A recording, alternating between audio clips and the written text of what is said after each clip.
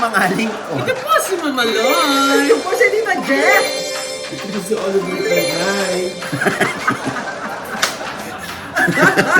Ito naman po si Papa Osin Ojides. So, ano pa nga ba? Ang lagi niyong inihirit sa amin. Ah!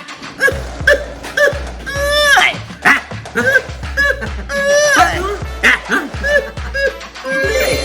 Ichika mo na, dali. La la la la la la la la. Ichichika na namin, dali. Nakakatakot talaga yun, ha? Oy, Parang nako. mangangagatin. Alam mo, sa totoo lang, no, syempre, talagang ilang araw na lamang at Pasko na. Yes. Pero yung iba nating kababayan, lalo na yung mga walang trabaho talaga namang Diyos ko, gumagawa ng paraan, kahit illegal, kahit Naku. masama. Oo, ha? Meron lang maihain na Noche Buena sa kanilang hapagkainan. Naku Diyos ko, po. di ba? Katulad nung nakita mo yung driver, yun sa Grab, Oh. tapos sa likod niya yung ano, yung kinuha niya yung wallet ng driver. O, ayan, namukhaan siya. Naku po. O. Marami na siyang Tapos isinoli naman daw pero hindi naman dinadown yung post. Ay. Nakakaloka. Eh di ba meron ding sinare? Oo. Yung mga nang bubukas ng bag naman doon daw sa may Buendia. Oo nga. Diba no?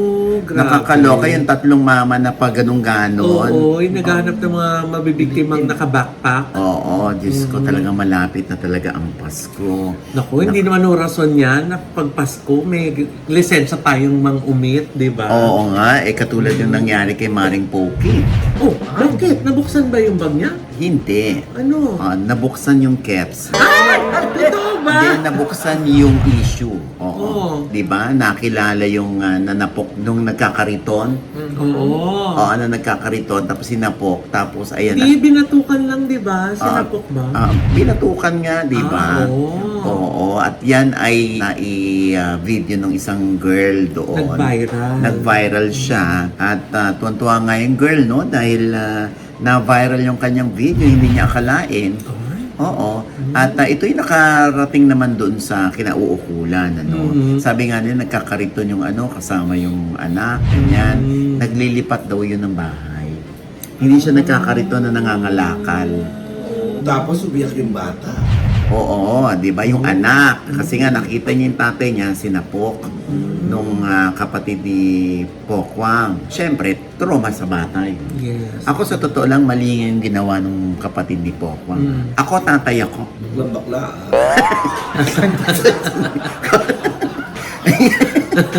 Hindi nga, siyempre, tatay ako. Siyempre, naiintindihan ko yung galit ng mga Pilipino, ng mga Yes. netizen doon sa pangyayari. Kasi nag-based sa video di ba? Na umiyak yung bata kasi nakita niya yung tatay niya sinapok. Oo, di ba? Pero ano ba talaga nangyari doon, Nay? Yun nga, alam mo dapat may CCTV ron kasi para makita nila. Kasi nag-dialogue yung kapatid ni Pokwang na okay na Ano ibig sabihin nun, te? na una, nabangga na siya. Pinagbigyan daw ng kapatid ni Pokwang. So, sige na, quits na. Kasi syempre, pagka gano'n naman, dahil kahit naman ako, teka, lalabanan ko pa ba to wala namang ibabayad. Di ba ganun lagi katwiran ng mga tao pag walang ibabayad? Sige, sige na, patawarin na. At kawawa rin naman, di ba? So, hiwalay na sila. Binangga pa ulit. Binangga pa daw ulit. Kaya nagalit na yung kapatid ni Pokong, lumabas na. Kaya nasapok. Dun pala tinanggaling yung sinabi ng kapatid ni Pokwang na okay na Yun. So parang lumabas na yun, na-provoke siya. Kasi binangga Na-provoke. ulit yung Oo. Oh. Pero syempre, lagi naman nating katwiran dito Hindi katwiran yon para manakit ka. Pwede mong ireklamo yung nakabanggaan mo di ba? Pero sa totoo lang, yan, mali talaga dun kapatid ni Pokwang. Dito na tayo ngayon sa lisensya. Oh. Ano nangyari? Na-revoke. Ay, bakit? Hindi umabot sa flight? Gaga. Revoke. Ay! Teka! Revoke ko, Diyos ko. 11:58 na ng Alas 12 gabi. na kasi. Oo. Revoke pala. Oo, na-revoke. Ito ay tatanong na rin natin. Ano ba ang mga rules o ano ba ang dapat na magawang kasalanan ng isang driver para ma-revoke ang kanyang lisensya? Kasi, yun nga pinagtataka rin ni Poco, nakausap ko eh. Bakit daw dati, yung nangyari sa dating police, sa na-rappler pa, na nakunan, yun, ganun din halos yung nangyari. Pero, hindi naman na-revoke yung license. Kumbaga, na-suspend yung license. Tapos, pwede pang mag-apply. Kaya nga, magulo, no? Ano ba yung exact violation? Kaya, ano ba dapat ang exact violation para ma-revoke ang license? Tsaka, for every offense, ano dapat yung penalty? Oo. Pero na yan, teka lang, balikan ko lang yung kwento mo. Kung binangga niya ulit yung sasakyan nung kapatid ni Pokwang, wala ba siyang pwedeng pananagutan doon? Dahil syempre, di ba parang damage to property na yun? Kung Exactly. binangga mo ulit nung kariton mo yung yung sasakyan, maring nabatukan ka. Pero kung ikaw naman naninira ng sasakyan, wala ka bang pananagutan nun? May Kaya offense nga na- di ba yung sinasabi, naghahanap buhay ang tao, nagkakarito, lumilipat ng bahay. Oo, kasi medyo nagkaroon din ng problema yung lalaki. So, hindi ko naman sasabi kung ano yung problema ng lalaki, pero yun na nga, nagkaroon ng banggaan. Siyempre, kung ang irarason hindi yung bata umiyak na traumatized, kaya nirevoke ang license. Ganun ba yon? Yun ang tanong ko ha. Ano lang ha, hindi sa pinagtatanggol ko yung yung kapatid ni Pokwang, talagang mali yung ginawa niyong napuksa at pinaira lang init ng ulo. 'Di ba? Yun lang yung lisensya, doon ako ano ba dapat ang eksaktong kasalanan o violation na dapat ay inaantok si Oliver. Ah, talaga ba? Iba, ano, paghapon nung nakakapagod.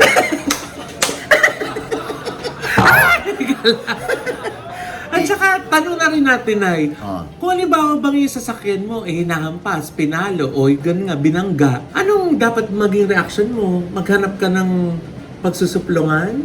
Kaya Kasi, nga di ba, laging kawawa yung driver sa mga ganun. Anong proteksyon ng batas para naman dun sa mga napeperwisyo dahil may mga naninira ng gamit? Di Oo ba? nga, yung nanakaw ng side mirror. Oo, yung mga ganyan. Diba? Kaya mga ganun, di ba? Minsan pag hindi ka nagbigay dun sa mga kumakatok, kaya gusto mag-wash ng windshield mo, di ba? Minsan may mga storya na Oo, ginagasgasan, ginaganon, ini-scratch yung So, paano po ba natin dapat tugunan yung ganong klaseng Oo, sitwasyon? para naman sa protection din naman ng mga motorista at ng mga drivers at ng Oo. mga may-ari ng sasakyan. Bakit hindi nag-counterfile yung kapatid ni...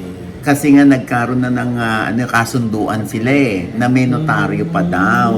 Tapos pinagtataka ni Maring Hindi Poco, nasunod. bakit nagsasalita pa yung nakabanggaan ng kuya niya? Nagkaroon naman sila ng kasunduan.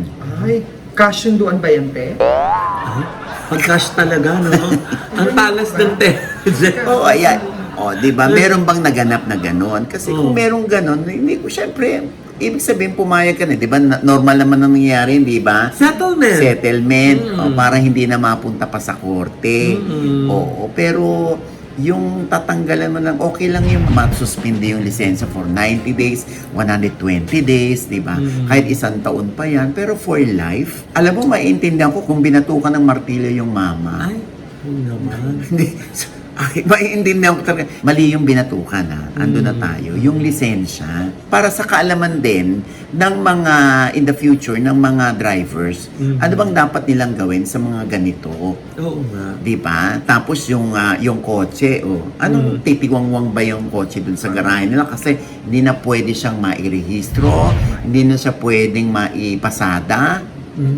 Anong gagawin ng kotse? Kasalanan din ba yun ng tinamaan na kotse? At Ba't siya binangga nadamay ulit? at Oo. binangga ulit? Kung totoong for the second time, binangga. Kaya sana sabi ko kay Pokwang, maghanap kayo ng CCTV doon sa paligid kasi hindi nakunan ni ate girl yung pangalawang bangga. Pero dapat malinaw yung batas natin dyan kasi syempre kung nag-grandstanding lang tayo, para buti nga sa'yo, yan ang nangyari sa'yo. Syempre, paano naman, di ba? Paano pag nangyari sa iba yun? Oops, sandali naman. Bakit yung isa, Mas grabe dun sa ginawang pananapok. Bakit hindi naman na-revoke ang license? At saka na paano mo ipagtatanggol yung sarili mo at saka yung sasakyan mo kung kahit papano merong hindi naman weapon talaga, pero parang ginamit na weapon yung kariton para mambangga, di ba? So, paano nga ba natin, ano nga dapat nga bang reaksyon natin pag ginanon yung sasakyan natin? Kaya nga, ako nga, ano ba to, pag nakabangga ba ako at nabuisit ako dun sa tinalakan ko lang siyang ganyan dahil binangga mo yung kotse ko, ano yun? So, pag na-viral yun, kasalanan ko. Kasi tumalak ako. Oo. Kasi yung kariton, mabangga mo yung kariton, okay lang sa may-ari ng kariton. Pupukpukin lang niya yan. Ito paggagawa namin yung sasakyan. Di ba? Kaya, At saka sino ba may kasalanan nung sa banggaan ay? Hindi ba sinasadya? Si car ba o si ang may exactly. kasalanan? Kaya nga okay na nga eh. Kaya sabi nga, okay na eh. Bumangga ka pa ng pangalawa eh. Ganon. Kaya mahirap din naman para sa mga netizen na mag-judge agad kung hindi natin alam talaga yung kwento. Di ba? Katulad nitong kay Richard Gomez. Kay Congressman Richard Gomez. Sino yung binatukan niya? Ay, Presidente ng Fencing Association. Yes. Anong pagkakasagutan nila? Ay, eto na nga, Nay. Nasa sulat. Basa. On the alleged assault versus PH fencing official over athlete replacement. Ang sabi ni Philippine Fencing Association President Rene Gacuma, ito yung kwento niya. I extended my right hand and Richard Gomez squeezed it so hard while stepping on my left foot with his right foot. He tried to break my thumb. I was shocked. He said, Tutut mo, Rene. Who gave you authority na palitan yung athlete? With his right hand, he squeezed my jaw really hard and he said, Tutut yo, Rene. Tutut mo. Hindi ka atleta. HR ka lang. Sabi gano'n ni Goma. So, nung nahinga naman si Congressman Gomez sa isang interview, napanood naman natin yan na kumalat yan sa social media. Pero ito yung sinabi niya. I do not deny my ungentlemanly deeds and I certainly hope that he will also not deny that the decision he and other PFA directors made to deny Alexa Larazabal the honor of competing for the Philippines in individual women's e-pay was in fact unjust, unwarranted, and damaging to Alexa, the team, and the country's overall results in the 33rd SEA Games. Yun. So apparently, Nay, ang pinanggagalingan pala ng galit ni Congressman Goma, yung dapat ilalaban na si Alexa Larazabal, yung number 1, pinalitan ang inilaban yung number 3. So, parang sinasabi naman daw ng mga officials na parang may hindi na kompletong requirement si Alexa, parang may mga kulang din na communication, parang hindi nakapag-prepare for the SEA Games. Ang rebuttal naman doon ni Congressman Goma, kung hindi siya handa, bakit niya pa siya ginawang lead anchor ng isang competition bago ng SEA Games? Kumbaga parang siya pa yung ginawang head ng team. So parang talagang pinoprove ni Congressman Goma na baka maganda yung naging standing natin sa fencing. Kung yung number 1 yung inilaban natin, bakit bigla ang binago yung lineup? Parang gano'n. Kaya siguro nabuisit si Goma. Oo, kasi nga parang na-deny daw yung atleta. Parang ang term ni Congressman Goma is parang nabubuli si Alexa. Dahil nga, kumbaga parang she has earned the right being number 1 to represent the country, pero nag-decide yung mga officials na yung number 3 ang ilaban. Ang sabi naman nila President Gacuma, hindi daw kasi nakaka-attend ng mga trainings, ng mga government paid din na mga out of the country na mga training. Itong si Alexa. Kaya naman daw kahit na magaling ka, kung hindi ka naman nag-follow, nag-abide dun sa mga scheduled na trainings para sa mga atleta, syempre, meron pa rin option yung coaching team kung sino yung pipiliin nilang ilaban. Baka ang ayaw ni Goma yung inutusan si Alexa. Ano inuutusan? Gaga? Atleta yun? Uutusan? Talaga alam niya kung anong gagawin niya. Uutusan. Alexa, turn on the light. Gaga? Hindi, Alexa yun. naman. Gagak nga. Naku, kung si Siri yung hindi pinalaban, yun naman yung maiisip niya Tito Oliver. Sasampalin ko, naantok ka ng Oliver. Oo, tulog ka na muna, kami na muna rito. So yan yung mga yung mga stories na lumalabas, 'di ba? Kasi Doon para sa alam mo, sitwasyon na yan. parang hindi naman pinagsisisihan ni Goma. Sorry siya for what happened, for what he did. Pero parang konti lang yung kanyang regret. Parang ganun, Parang hindi, pinaninindigan ko yan. Pero sabi ni President Gakuma, hindi daw niya tatanggapin yung apology ni Congressman Goma. Pero hindi naman yata din nag-apologize si Congressman. At hindi daw siya mag-apologize. Oh. Pero alam mo, in fairness, parang balance lang din naman ng comment ng mga netizen. May mga tumitira kay Goma, talagang, yung iba wala na sa isyong pinag-uusapan, na may personal na, tapos meron namang iba na iintindihan si Goma, kasi alam ng mga nakakakilala kay Goma kung paano niya ipaglaban ang mga atletang lumalaban para ibandera at ipagbunyi ang Pilipinas At sa ibang lalo bansa. nagpe-fencing din kasi siya. Oo. So siguro mas lalong alam niya yung pakiramdam ng isang atleta na napagkaitan ng pagkakataon na ipaglaban yung Pilipinas. Oo, lalo na kung umaasa yung atleta na siya yung ilalaban. Na handa naman ang kalooban niyang lumaban. Pero baka sabihin ng ibang netizens, bakit pinangihimasukan ni Congressman Gomez yan? Oh. Di ba trabaho naman ng president ng fencing yung magdesisyon kung sino ang maglalaro? Pwede niya nasabihin ng mga netizen. Eh, yung sinasabi nga ni Goma na andun daw siya sa Thailand, hindi bilang congressman, kundi bilang opisyal ng sports association at bilang isang atleta na rin. Yeah. Oh. Mukhang matigas si Goma, hindi mag-apologize. Oo, pero siguro ngayon lang yan, Pero eventually, makakapagpatawaran din yan, lalo na magpapasko, ha? Oo nga. Oo, medyo lang yan, alam mo naman yan, syempre. Mataas ang emosyon. Pride yan, mataas ang emosyon. Yung ego yan, So, feeling ko naman magkakaayos yan, lalo na, at pareho naman nilang mahalang mga atleta siguro, no? Na nakikipaglaban para sa bansa.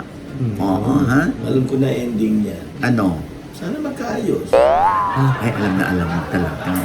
Grabe. Ayaw mo ba magkaayos sila? Hindi. Yun ang naman, ending talaga, di ba? Na gusto mo. Alam, matulog ka na nga. Ay, sorry, akala ko yung binti. Di ba yun? Oo. O, anyway. Sing tuloy. Ay, naku, nakakaloka.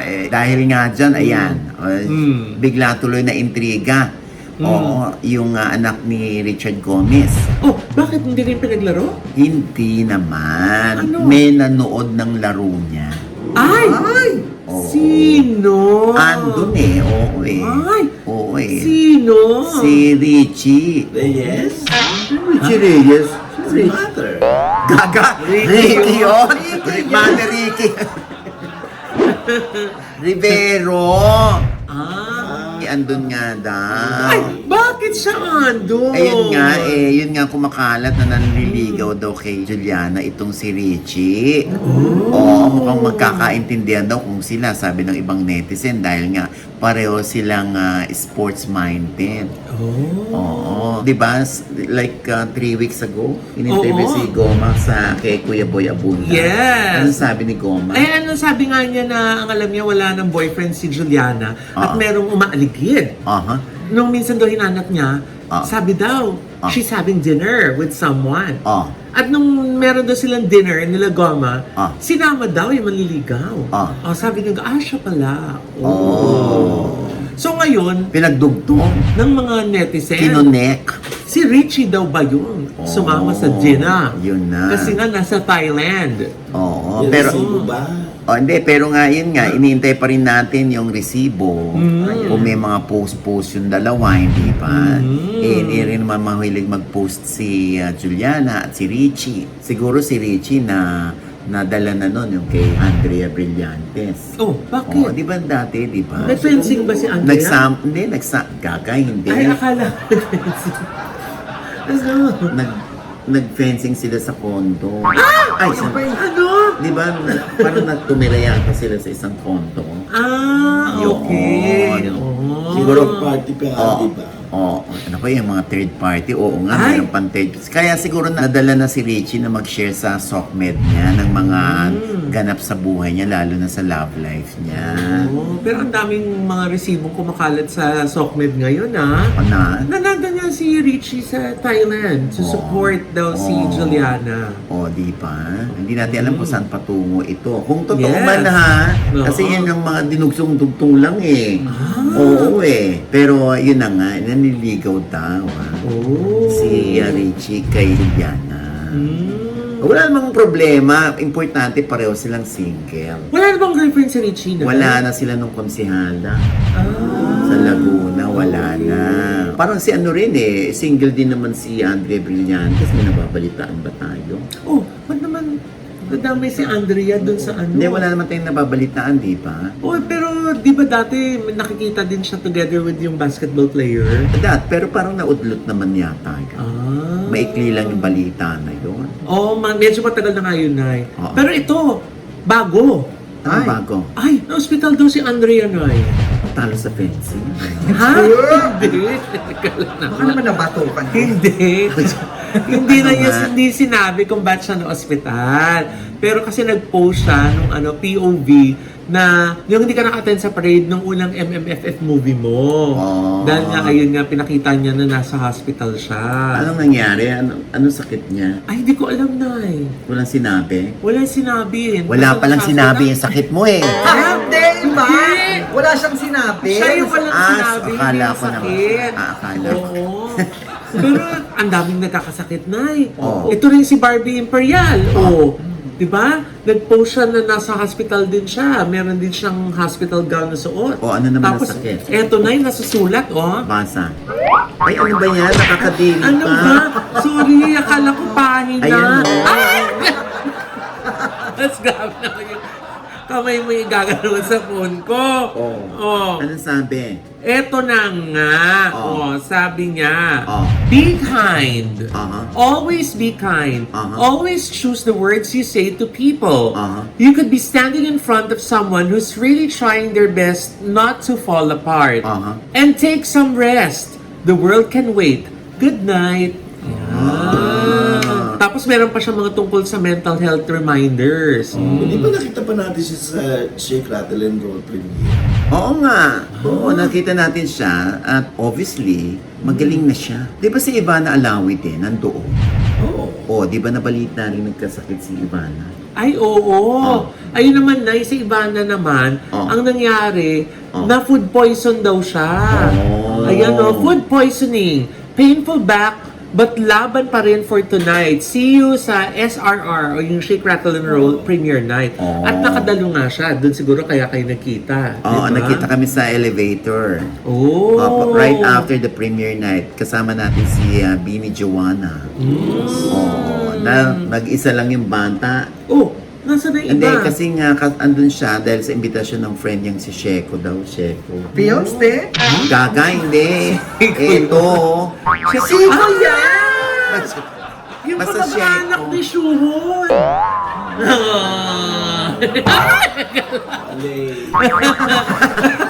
Sino ba? Wale. Pero yun nga, Nay, hindi na siya naka-attend nung float parade. Kasi ito yung post niya, here we go again. Won't be able to attend today's float. But please watch and support Shake, Rattle and Roll. So siguro, kinailangan na yan tumakbo sa ospital dahil nga doon sa food poisoning niya. Pero kanina nga nabanggit niya na naka-attend ka ng Shake, Rattle and Roll. Naku, hindi-deny ko yan. Ay, bakit? May resibo eh. Ayan, Hindi, umattend kami. Ayan kayo, Umattend kami dyan ng premiere. Kamusta? Anong chika? Star-studded. Star-studded nga, no? At alam mo, ang basis ko rito, pag maganda yung pinanonood mo or entertaining, or hindi nakakainip, ay tinitingnan ko si Oliver. Ay, Kung bakit? natutulog o hindi. O hindi. Oo, hindi natulog in fairness. Na-enjoy ko yung movie actually. Na-enjoy mo. Ako naman 3 beses ako napasigaw eh. Oh. O si Juan ang tili ng tili. Oo, tili. Oo, nakakaloka. O parang siyang nakasakay sa Ferris wheel. Tsaka sa roller coaster. Talaga? Sa cyclone loop. Oo, nakakaloka. Grabe Oo. talaga ka-suspense? Konti ano lang.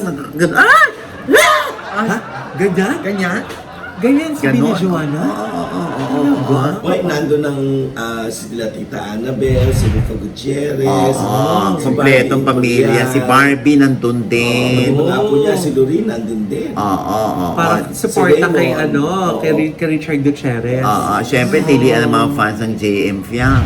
Ay, talaga? Oo. Tapos, in fairness, mahusay umarte ito si Dustin Yu, no? Ay, Oo. And even JM Fiang, in fairness to them, naka-deliver sila.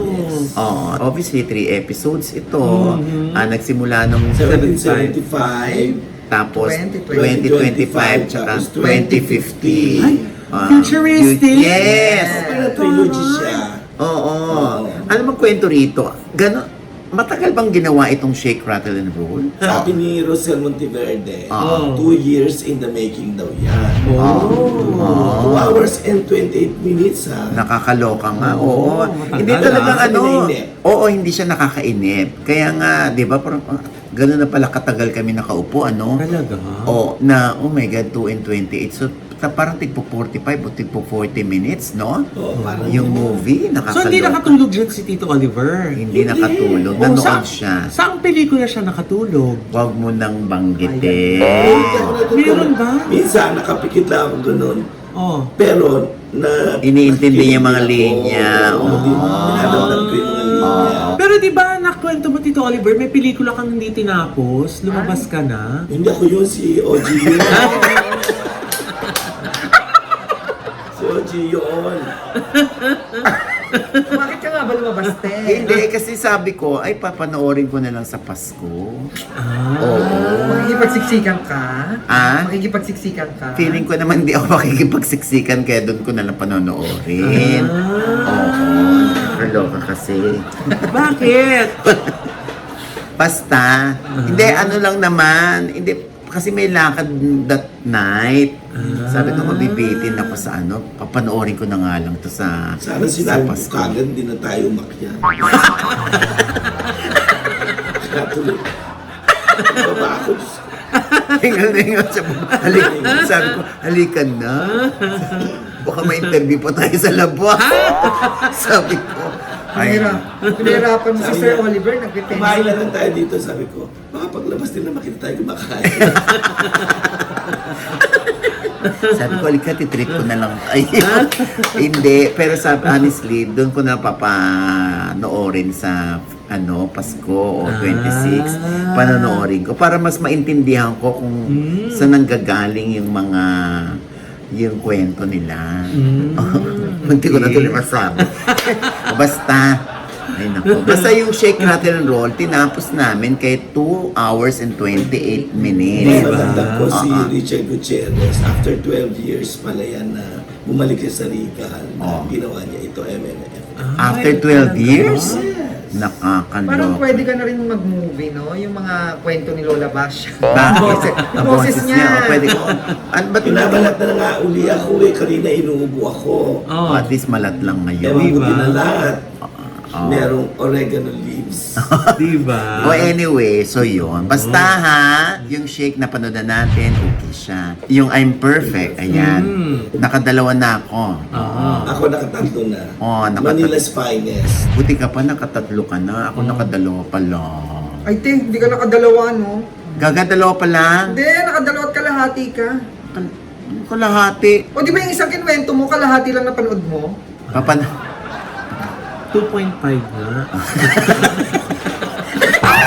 Paano ako 3.5?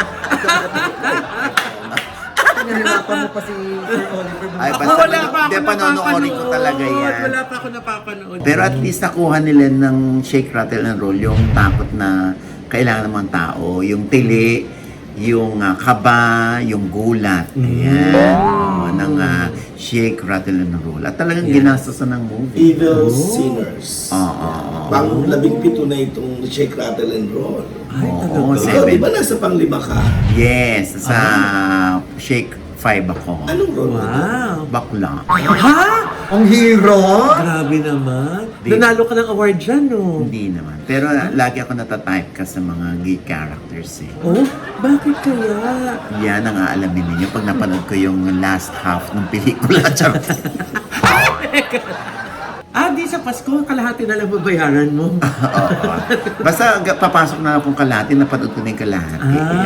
Okay. Basta pangako ko yan, lahat ng pelikula papanoorin ko. Yes. At magre-review ako. Promise yan. Oo, no. And with that, mga kaibigan, ito po ang inyong mga lingkod. Ito po si Mamaloy, mga nanonood sa amin, hindi pa namin subscriber, please subscribe now na.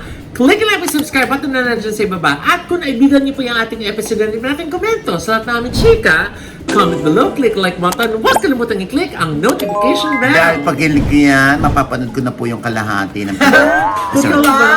Dahil pag kilig yan, kayong unang-unang makakaalam ng mga latest update. At syempre pa, ang kanya-kanya naming channel. Yes, sana naman natin mag-subscribe po kayo sa YouTube channel ko. That's Mamaloy, M-A-M-A-L-O-I. At nandiyan pa rin po nakapost yung mga behind the scenes ng Batang Quiapo sa ABS-CBN Christmas Special. At syempre, nice at magpasalamat kay Dr. JC Solis ng Gorgeous Smile Dental Clinic para sa ating gorgeous ng ngiti. Yes. Nandiyan po sila sa E. Rodriguez, tapat lang po ng Christ the King Church. Pupunta ako dyan. Yes! Oo, Thank you, pupunta Doc si, JC, Miss Ara. At sa tabi naman po ng Christ the King, nandun naman po ang Anytime Fitness Hemady Square Branch para naman po kung gusto mag-exercise ng 24/7, open sila. Hemady Square Branch po ng Anytime Fitness. Kung saan tuwing madaling araw nagpupunta si Mamaloy kasi doon niya mininit. Uy! Wala! Uy, lagi kami dyan ni Ellen Lihim na na-awardan ng most active. Di ba? May award. Walang absent. Di ba? Hindi most active, most sulit. Di ba? Oo. Most active Ate ko na naman, member. ate ko naman, Oo. Jex. Yes, sa Tita Jegs channel, may bago po akong vlog dyan, yung sa ABS-CBN. Pares tayo. Ay, oo, di ba? Ate, pasalamatan ko lang ang NB Skin Beauty and Wellness. Yes. Grabe ng payat ni Jex, Oo oh, nga. kaka-NB, oh. So ano yan? Abangan mo. Ay! Abangan mo, ha? Galit. Abangan Baka mo. ako ng medical aid. Ganyan na rin yung suot niya. Tapos may buging na rin siya. Abangan mo yung aking weight loss program. Yeah. Umpisahan na namin yan sa NB Skin Beauty and Wellness. Di ba?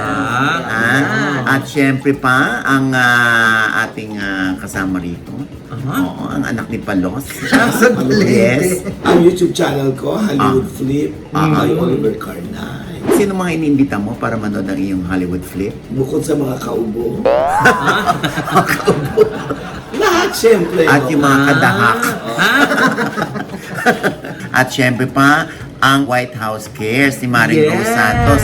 Alam mo, may mga nag-PPM sa akin na pasado yung kanilang mga anak sa NCLEX. Ay. Mag-PM po kayo sa White House Cares Yes. kung pasado sa NCLEX yan. At saka ayan na Inyong yung anak. email address. Para hindi na sila mahirapan. Ayan yung email address Ayan, ng ha? White House Cares.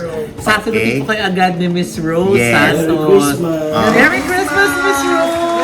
We miss Thank you you! Hindi ka naman namamas ko, Jex, no? Nagbigay na siya. Thank you po. Nagbigay na. Ayan na nga. Bakit ganun? Bakit naman Meron na-bypass tayo? Hindi. Ba't Pinadaan ganun? sa nag-message siya. Kaya Kanina pala lang. nung isang araw, Nag-message lang kanina. nung namili ng bonggang-bongga mga pasabog mo para sa Noche Buena sa Ultra Mega. Yes! Yes, Ultra Mega. Meron na palang pamasko. Kaya pala. Oo. Kay Ninang Rose. Naku, kay Ninang Rose. Ay, Ninang Rose. Nakita Miss nga Rose, kami thank siya you ni po. Oo nga, nakita kami sa Ultra Mega ni Maring Puki Oo dyan. nga. Oh. Ang saya-saya. Ang saya-saya. Oo. Oo. Siyempre, nandiyan kami, namili rin ako dyan. Yes. Sa Ultra Mega kasi talagang sobrang mura, hechos. Nakita mo, namili na rin ako, di ba? Oo nga, Diyos ko. Sabi ko, Yes. ano ba yan? Wala nang malapagan yung paa mo Habang dahil busy-busy nandun kayo. sa paanan niya lahat ng mga pinamili niya. Talaga? Ang mura. Mura. Talaga? Sa Oy, Ultra naku naman, Mega. totoo yan. Oo. Dahil talagang yung mga sari-sari store tsaka yung mga mini groceries, dyan po namimili. Kaya sigurado po kayong mas-stretch ang budget ninyo, di ba? Mas Correct. maraming Oo. mabibili Ayan, ang inyong pera Ayan. pag sa Ultra Mega. Oo, kaya- And thank you so much, Miss Julie Lim, sa iyong bonggang-bonggang pamasko. Yes, Thank you diba? so Miss much. Julie. Thank you po. Grabe ang bango. Super. Opo. Thank you, diba? Miss Julie. Ayan ha, mga kasuki ha. Mm. O, yung mga pang Noche Buena nyo, dyan nyo nabilin sa Ultra Mega. Yes. Ha? At makakahabol pa kayo na ng mga Christmas basket. Pag may mga gusto pa kayong bigyan ng pamasko. Ah, ah. Di ba? Ah. Wah! Oh, di ba? Oo. At syempre pa ang aking anak na si Mira TV, nakita na sila ng Bini finally. Yeah! Mira Saya, meets saya. Bini. Oh. At syempre sa The Issue, andyan naman si Tuesday Vargas. Ang dami niyang inamin. Oo, talagang ang dami niyang pinaliwanag. Oo. Nako, dyan sa The Issue. Eto. Bakit ba nawala si Tuesday sa Yulol? They removed me. I didn't quit. Nagkaroon kayo ng ano ni Bitoy? Ha? Ano kasi, parang nami-misinterpret ng mga tao kapag kunyari cryptic o kaya one-liner. So, let's say what we mean. Let's use our words. Nandun yung social media exactly for that purpose. Ayan sa The Issue with Ina Evans. Yeah. Okay? At syempre pa ito pa rin po inyong lingkod, Papa Wasin Oji Diaz, na lagi nagsasabi. At nagpapaalala sa inyo na sa tuwing gigising po tayo itong umaga, huwag na huwag po tayong makakalimot na magpasalamat sa Panginoon dahil tayo kanyang ginising. Ibig sabihin, may mission pa rin po tayo sa buhay. Sabay sa ating every gising is a blessing. At ano pa nga bang lagi niyong inihirit sa amin, ha? Paano? Ha? Ha? Ganon? Ay! Isigaw mo na dali. La la la la la la la la. Isigaw mo na dali. Isa pa. La la la la la la la la. Isigaw mo na dali. Ano? Oo, nakakaloka yung shake, rattle, roll. Talagang... Nagulat ka? Oo. Paano ka nagulat? Ay, Parang hindi naman natakot yan. Paano ka natakot? Ganon.